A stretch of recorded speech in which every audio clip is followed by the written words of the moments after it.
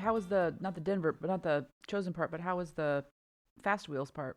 Oh man, it's so the thing itself, great. It's not like it functions well. The biggest issue is just that it's not fitted to me entirely, and so it was a little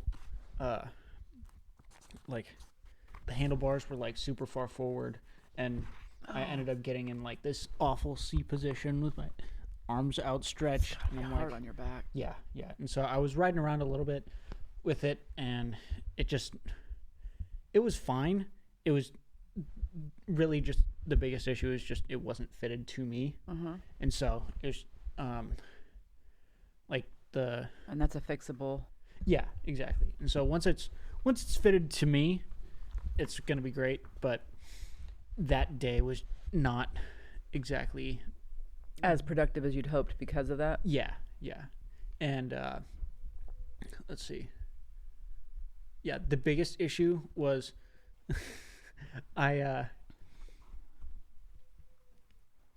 it was like how it locks on is like it locks on to the vertical bars on my chair and then comes out, and then there's like a rotational like pin almost, and you set the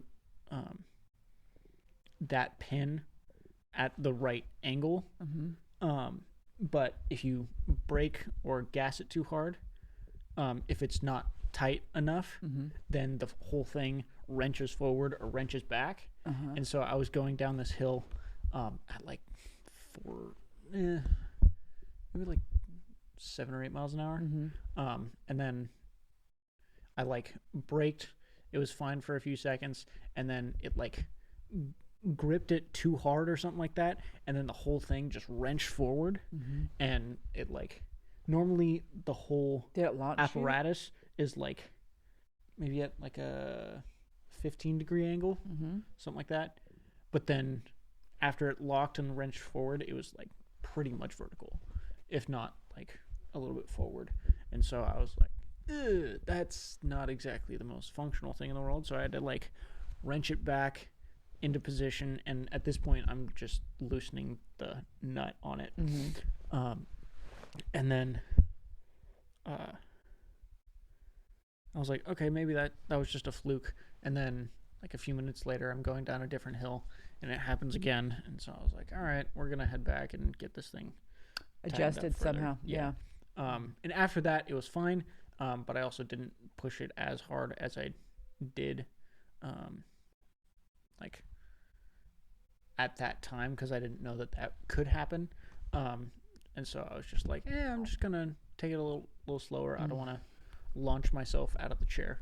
But yeah, it was fun. I think it's a great I think it'll work in the long term, but just once we get, it's just a matter of getting it adjusted to the right right measurements, the right pieces to the right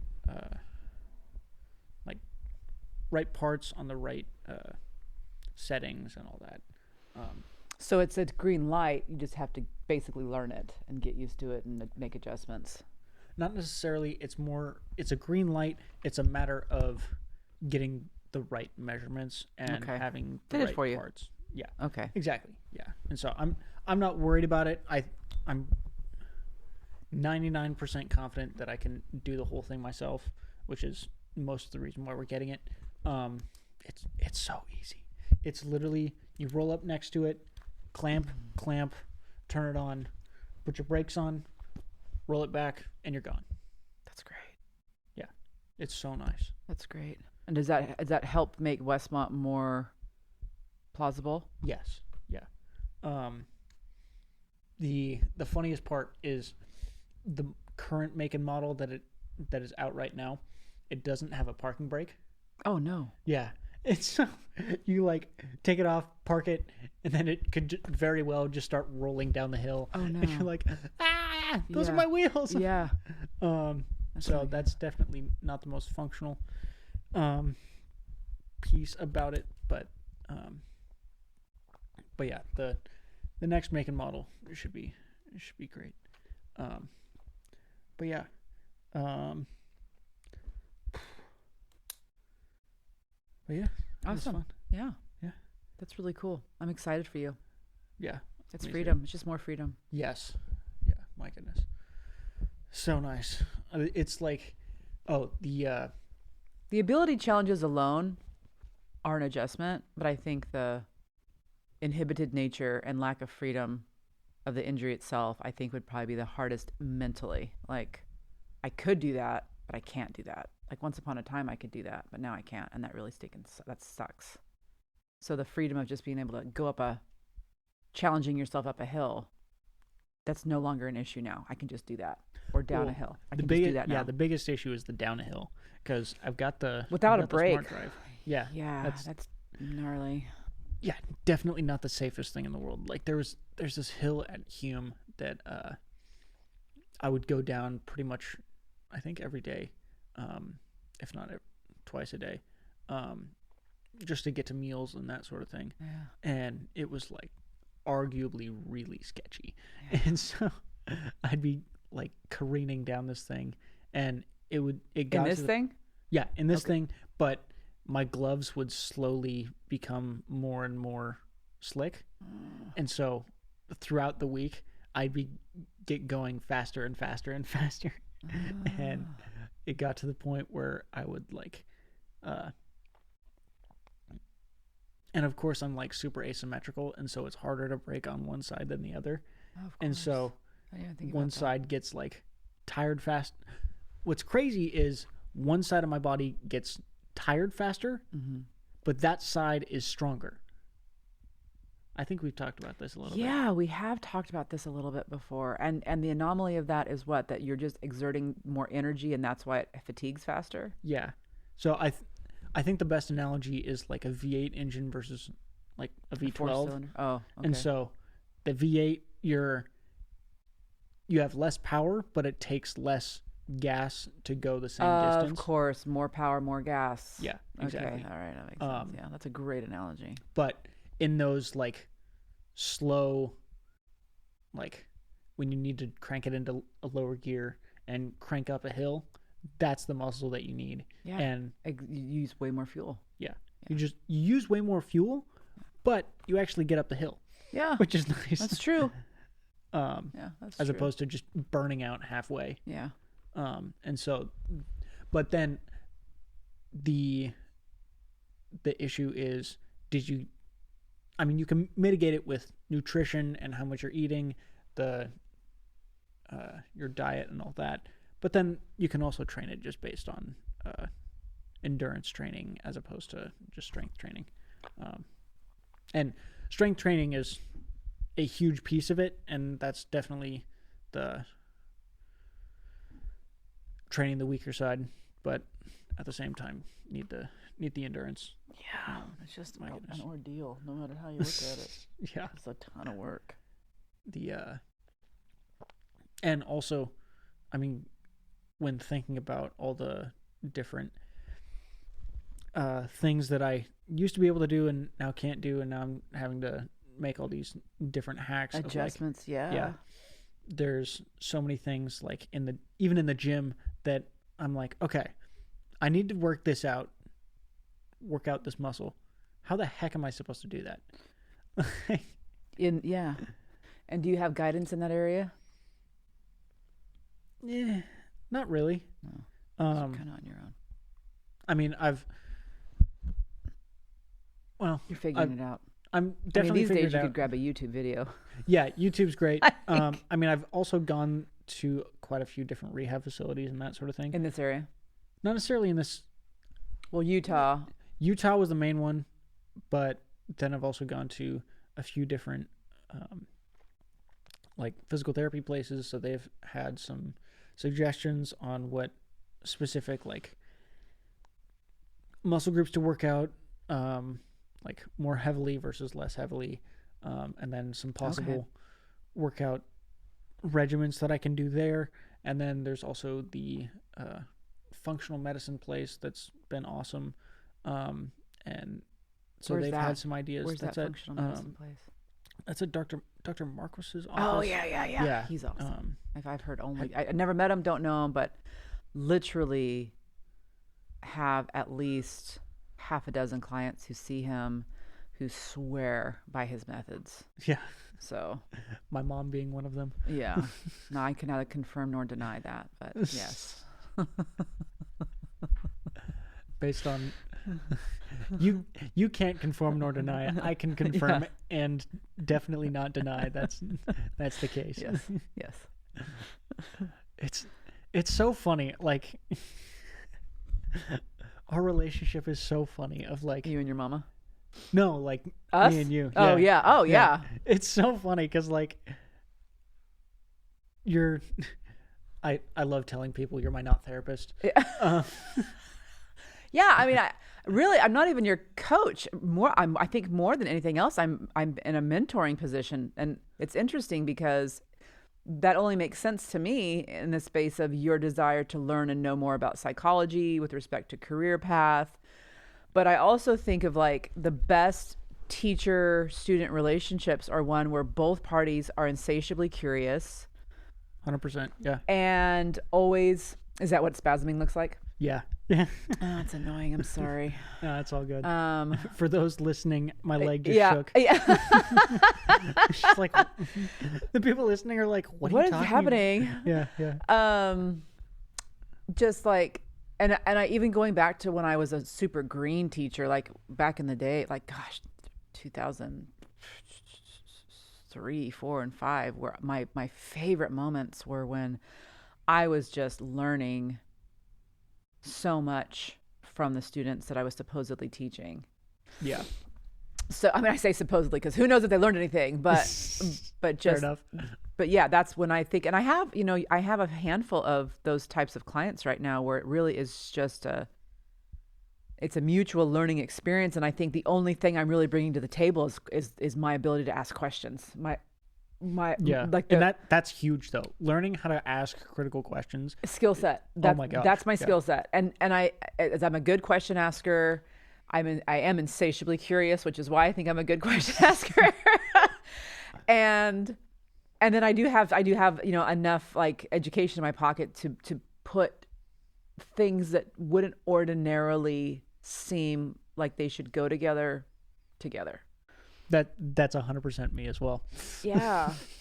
my So it's not therapy. And I was telling Nick, so there seems to be a therapeutic, because he gets very frustrated around like psychologists needing a license. Psychologists need licenses. Like you need a license. I don't want to go to somebody who's saying that they're a psychologist and they don't have like that's terrifying. That's like going to a dentist who doesn't have a license or a doctor doesn't have a license. That's terrifying. These things I like teeth. There needs to be regulation. But he's like, but they can't license your words. They can't. And I'm like, it's just a different world. But the idea of like, actually, it is a higher level conversation, and oftentimes, there is a therapeutic. 11:34 a.m. Ooh, be quiet, Siri. Therapeutic.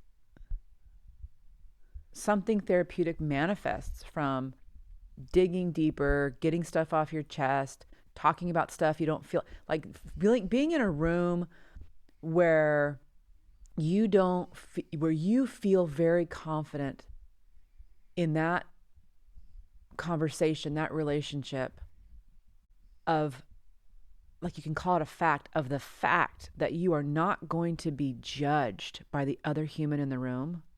Like, that is that in and of itself can be a therapeutic definitely experience. Like, I'm going to share this thing with you that I have never shared with anybody, and there's always like this, and I can't believe I'm sharing it with you now, but here goes. Or there's always like that kind of a. That's definitely a telltale sign. Yeah, and then it's just like, yeah, is that it? Is that the best you got? Like, that's your worst thing? That's always so funny. And then there's this like, really? You don't really care? Like, you're so human. All you did was just share some humanness. So yeah, that's huge. But it doesn't have to be psychotherapy. You know, I'm definitely the non-therapist. I can get behind that. Oh yeah, it is an interesting conversation that your brother brings up of like, yes, they can't license your words, but it's not necessarily that they're licensing your words. It's that they're licensing your expertise and your skills and that sort of thing. Yeah, he gets ticked off about that too.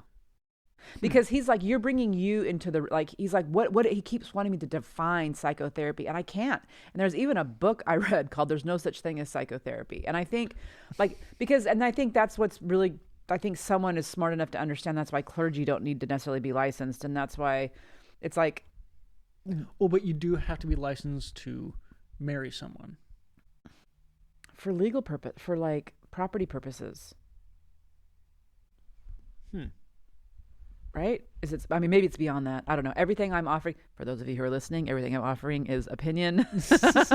I'm an expert in absolutely nothing. Except grief, apparently. Well, grief, yeah. But even that, like, the definition of expert, it's so silly. And I tell this to anybody who will listen. In the world of academia, and I think I've told this to you before. Yeah.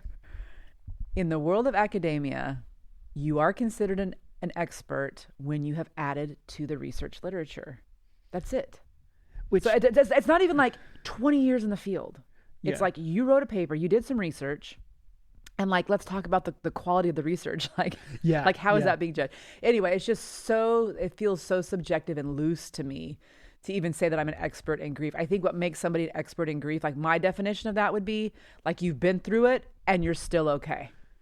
So like, you didn't shrivel up and die in the corner. You can go grocery shopping.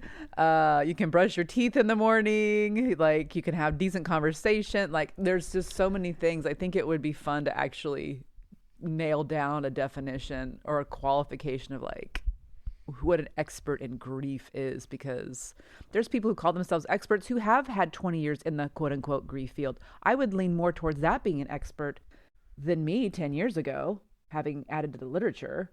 You added to the literature 10 years ago? No, not 10 years ago. Not that long ago. 25 years ago is when I published my dissertation. So I started the program in 2014. But it's like, and at that moment of publication, I became an expert. But there's people who have been in the field who have never published a dissertation, who have never added to the research literature, who I would consider far more expert than myself at that moment. It doesn't make any. So that's True. the silliness. Okay. That's the silliness of the term expert, as far as I'm concerned. Yeah, it's more. I feel like it's more of an argument against the silliness of having a black and white, like, distinction between expert and non-expert in any field whatsoever. Of like, I don't know, like the fact that it's non-expert, publish a paper, now you're an expert. That is silly. It's crazy. There's no like, I mean, this is why I think, at least in terms of psychology and like personality, having the big five be a spectrum is so genius. Of like, you're high, low, medium, extra low, extra high, whatever. And you can put a number on it of like, hey, you're 50 out of 100, you're 100 out of 100, whatever. And so it's not necessarily like you are extroverted. No, it's you're more extroverted than you are introverted. Totally. Or, and you could almost have like a degree of expertise, I think, is a better way of putting it. I don't know. Like, I mean, definitely there's something to be said for how many papers you've like produced and published. For sure. Research papers. Yeah. Yeah, because I can write the heck out of some opinion papers. Me too. I love those. Opinion papers are foundless opinion papers. I'm a queen of opinion papers. Yeah, I mean, I tried it. So the idea of scaling, I think, is far more valuable than, like, even going back to the grief conversation when Elizabeth Kubler-Ross came out with her absolute, incredible, brilliant death and dying, those stages of death and dying that people were talking about it without reading, first of all, and then deciding that when I grieve, I will feel anger, I will experience denial, I will experience acceptance. And it's like, well, actually, you might experience, if you actually read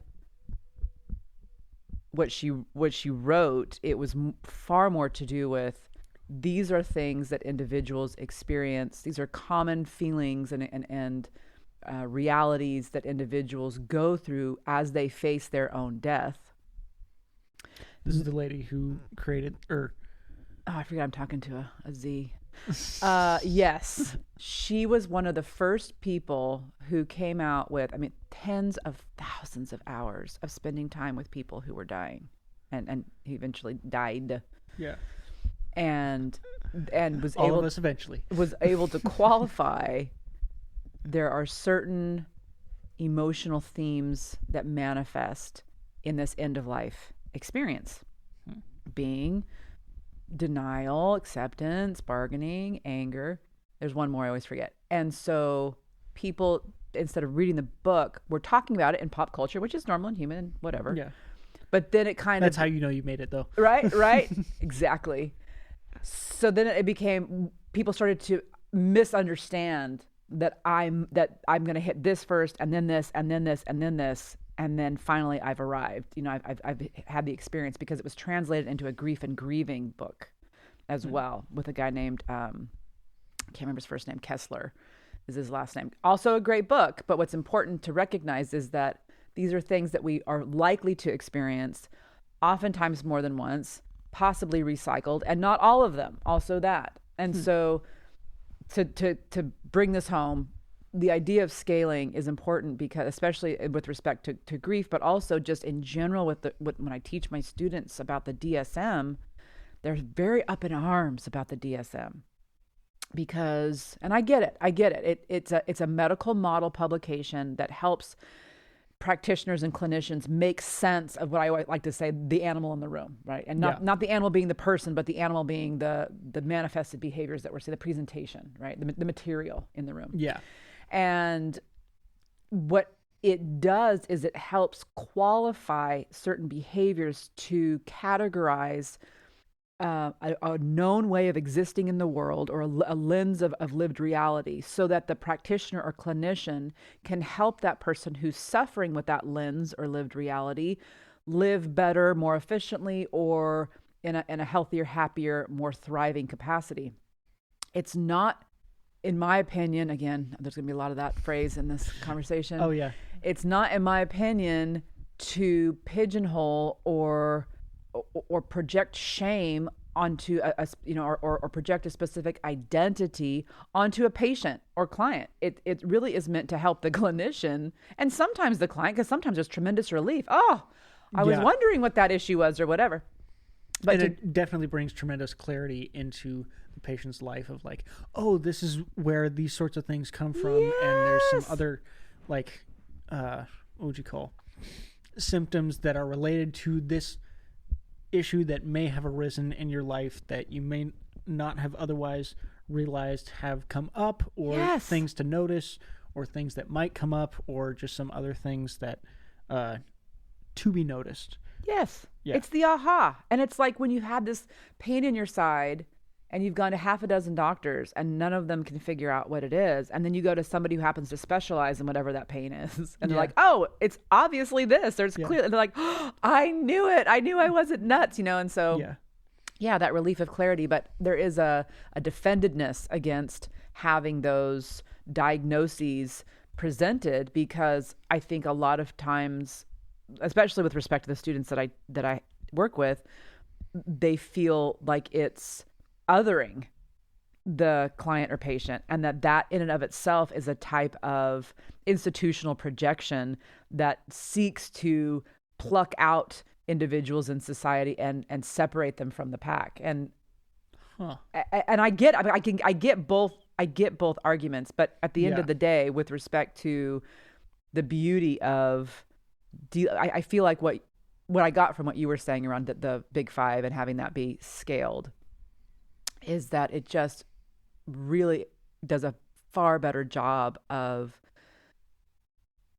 encapsulating the idea that we are extremely complex entities and that we can't just be this or that, which is why the DSM says, so like for borderline, I'm going to get this wrong, psychologists who are listening, there's like 10, I want to say there's 10 traits total, and you have to have at least 6, I think, or it's 9 or 10, and you have to have at least 6 to actually have like the hard diagnosis. Yeah. But think of how many different combinations can exist. Yeah. If there's 10 possible traits and you only need 6 or 5 or 6, like it can manifest in so many different. That seems more true to the point. Like we're going to have the probability of you having this diagnosis is more clear if you have these traits in an enduring way. Yeah. Right. So anyway, I find it to be very helpful, although not hardline. And then the other thing I wrote down was the expert thing. I can't remember who the first time I came across like I guess a need to understand what expert actually meant was in the Malcolm Gladwell book. I think it was The Tipping Point, where he talks about the 10,000 hour rule. Oh, yeah. Was that Malcolm Gladwell? I don't know if I don't know. He may have gotten it from someone else. I might be not using the primary source on that. But I think that's important too, because that's approximately 10 years. I don't know. I can't do the math, but like 40 hours a week for 10 years, I think equals 10,000, something like that. But that makes sense. 10,000 hours. Okay. You've been doing something. I'm an expert at brushing my teeth. Okay. I'm a legit toothbrusher because I have for sure done it for 10,000 hours. Can you imagine? There was some comedian that was talking about like it was like the answer to the internet, some sort of like Google question of like, if you could at the end of your life, what stat of your life would you most want to see?